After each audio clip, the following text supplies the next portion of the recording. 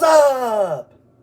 Alpha Lion Simba here, and welcome to another episode of Neat and Nocturnal. I think it's time for another episode of Neat and Nocturnal, given that 1, I've had a long hiatus from this segment, and 2, this is the month of Halloween. So tonight, I'll be covering the Aardwolf. So, let's begin. Cue the intro.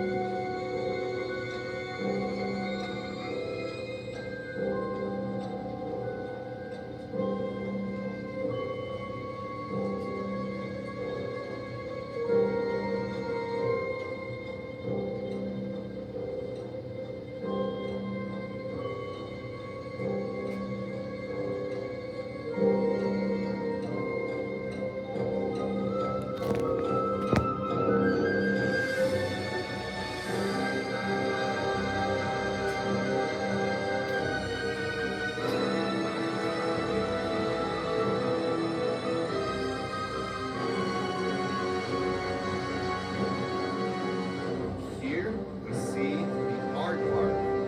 The name aardvark comes from the Afrikaans word meaning earth pig.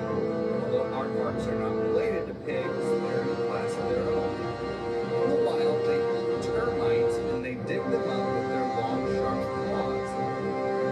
Many African cultures regard aardvarks as symbols of good luck. And over there is a pair of giant fruit bats. Fruit bats are mainly found in the tropical areas of our world, and unlike many bats, fruit bats don't rely on echolocation to find their food, but rather on their senses of sight and smell.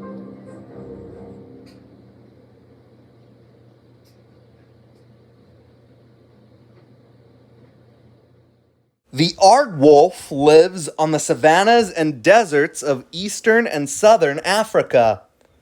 The name aardwolf comes from 2 Afrikaans words meaning earth wolf.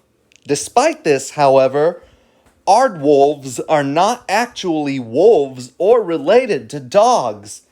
They're actually a species of hyena.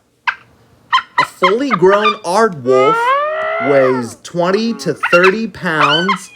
They have a head and body length of 22 to 32 inches and an 8 to 12 inch long tail, and they stand about 18 to 20 inches tall at the shoulder. Just like with the striped hyena, the aardwolf has a long mane along its neck and back that bristles up to make itself look bigger during conflicts. Aardwolves are usually solitary by nature, and they communicate with each other by leaving a musky scent in the area they inhabit. Aardwolves may have a number of dens that they live in, but these are often empty aardvark or spring hare burrows that it enlarges. And the aardwolf can also excavate its own den. By day, the aardwolf shelters from the sun in its den, venturing out at dusk to forage. In cooler weather, it may be active on overcast days, but only if there is no human disturbance. The aardwolf only abandons its solitary lifestyle to breed.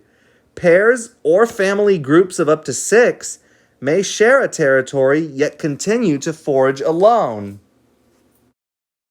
Unlike other hyenas, which either hunt large prey or scavenge off of carrion, aardwolves are strict insectivores.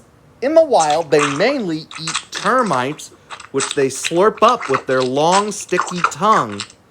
An aardwolf can eat up to 200,000 termites in one meal, but the aardwolf never destroys a colony, leaving it to recover before returning to feed again. And the aardwolf is sometimes seen near carrion, but instead of devouring the meat, it eats the fly maggots that crawl on the carcass.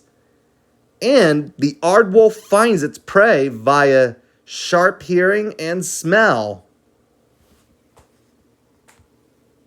Farmers often mistakenly believe that aardwolves attack livestock, but this is unlikely as the aardwolf's teeth and jaws are too weak to tear at meat. In the spring or autumn, a male aardwolf usually mates with the female that shares his territory, but may also mate with others. Female aardwolves have 1 to 5 pups per litter, but usually 2 or 3, which are born after a gestation period of 90 to 110 days. The young are born in their den, and sometimes 2 females share a den. The young aardwolf feeds on its mother's milk before being weaned onto regurgitated termites from its mother.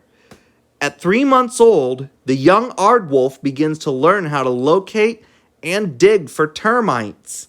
At 4 months old, it can find food on its own, but usually remains with its mother until the next breeding season before leaving to establish its own territory. Aardwolves reach maturity at 2 years old, and they can live to be 15 years old in captivity, but 10 to 12 years old in the wild. The aardwolf is listed as least concern on the IUCN Red List and has a stable population in the wild. Well, that was it. My neat and nocturnal episode on the aardwolf. Thanks for watching. Hope you liked it. If you liked the video, give it a thumbs up. Leave requests in the comments below, and don't forget to subscribe if you haven't already. Alpha Lion Simba, out.